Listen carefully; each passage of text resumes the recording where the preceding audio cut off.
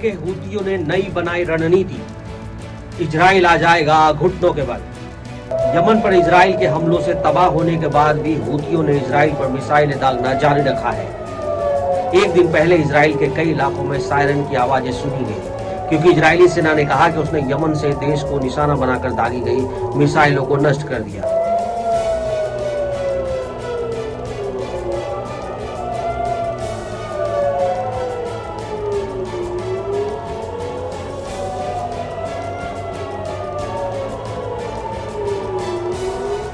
यमनी सशस्त्र बलों के मिसाइल बल ने याफ्फा के क्षेत्र वाले क्षेत्र में लोद हवाई अड्डे को निशाना बनाते हुए टैक्टिकल अभियान चलाया, जिसे इजराइल बेन गुरियन हवाई अड्डा कहते हैं।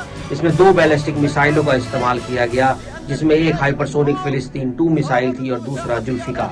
ऑपरेशन ने सफलतापूर्वक अपना लक्ष्य हासिल किया और लाखों कब्जे करने वाले जायनी लोगों को भागना पड़ा और हवाई अड्डे पर यातायात कई घंटे तक रुका रहा। यमन के हूती समूह ने इजराइल के खिलाफ अपनी नई रणनीति का ऐलान किया है। हाइफा बंदरगाह और बेन गुरियन हवाई अड्डे को निशाना बनाकर वो इजराइल की अर्थव्यवस्था को तहस नहस करने की धमकी दे रहे हैं। हूतियों का दावा है कि उनके हमलों से इजराइल के पर्यटन और निवेश क्षेत्र बुरी तरह प्रभावित हुए हैं और देश आर्थिक रूप से कमजोर हो रहा है। मध्य पूर्व में जंग थमने का नाम नहीं ले रही। गाजा पर जारी इजरायली हमलों को रोकने की हर कोशिश नाकाम होती जा रही है।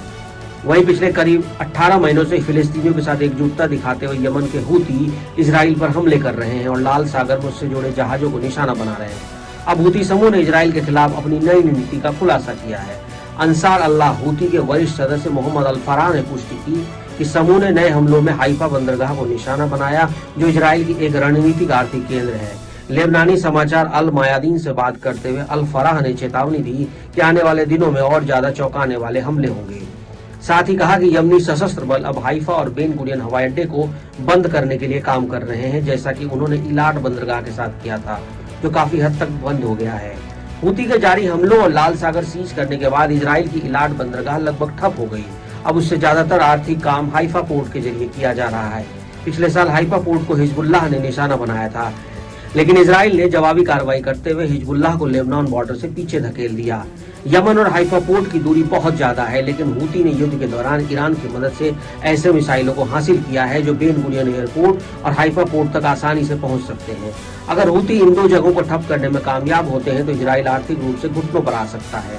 अल फराह मीडिया के आउटलेट से बात करते हुए इस बात पर जोर दिया कि यमनी प्रतिरोध इजराइल पर अपने मिसाइल प्रशिक्षणों के सुरक्षा और राजनीतिक प्रभाव को सावधानी पूर्वक गणना करता है। उन्होंने कहा कि हमारे इन ऑपरेशन के ठोस परिणाम मिले हैं। हूतियों ने कहा कि यमन के मिसाइल अभियान ने इजरायली अर्थव्यवस्था को गंभीर रूप से नुकसान पहुंचाया है, खासकर पर्यटन और निवेश क्षेत्रों में। हूतियों का दावा है कि हमारे अभियानों के बाद अब कोई भी इजराइल में निवेश करने या छुट्टियां मनाने के बारे में सोच भी नहीं पाएगा।